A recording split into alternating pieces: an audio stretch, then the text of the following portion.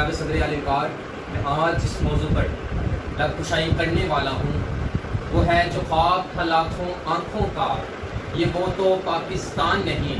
ہاں جناب صدر علی وقار، یہ پاکستان قائد کا پاکستان نہیں، یہ پاکستان اقبال کے خوابوں کی تعبیر کا پاکستان نہیں، یہ پاکستان سر سید کے نظریے کا پاکستان نہیں، یہ پاکستان لیاقت علی خان کے جنون کا پاکستان نہیں، یہ پاکستان تو کرپشن میں لپٹا ہوا ہے، یہ پاکستان تو قائد کی تصویر کے نیچے قائد کی تصویر رشوت میں لیتا ہے۔ ہاں جناب صدر وقار، یہاں پر جو لوگ پائے جاتے ہیں وہ تو سگریٹ کے ڈبے پر کینسر کی تصویر دیکھتے ہوئے بھی سگریٹ نوشی کرتے ہیں۔ یہاں کے پاکستانی تو ٹک ٹاک پہ بے حیائی مچاتے ہیں، مسجدوں میں گانوں کی شوٹنگ کر رہے ہوتے ہیں، تو یہ کہاں پہ امت مسلمہ اور لا الہ الا اللہ پہ بننے والا پاکستان ہوا؟ ہاں جناب صدر علی وقار، یہاں کا مسلمان جو صرف رمضان تک اور پاکستانی جو صرف 14 اگست تک پایا جاتا ہے، تو یہ وہ پاکستان نہیں۔ وہ پاکستان جو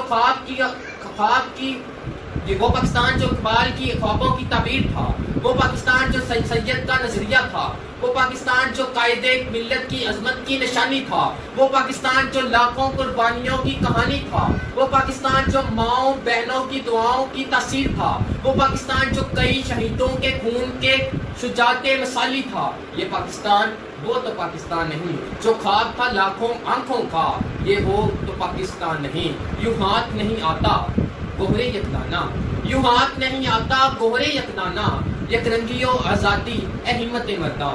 ہاں جناب صدر وقار، یہاں پر تو شیعہ، سنی، دیوبندی، وہابی اور اہل حدیث پائے جاتے ہیں، لیکن مسلمان کہیں نہیں ملتا۔ یہاں پہ سندھی، پنجابی، بلوچی، پشتو اور سرائکی بنگالی پائے جاتے ہیں، لیکن پاکستانی کوئی نہیں ملتا۔ ہاں جناب صدر وقار،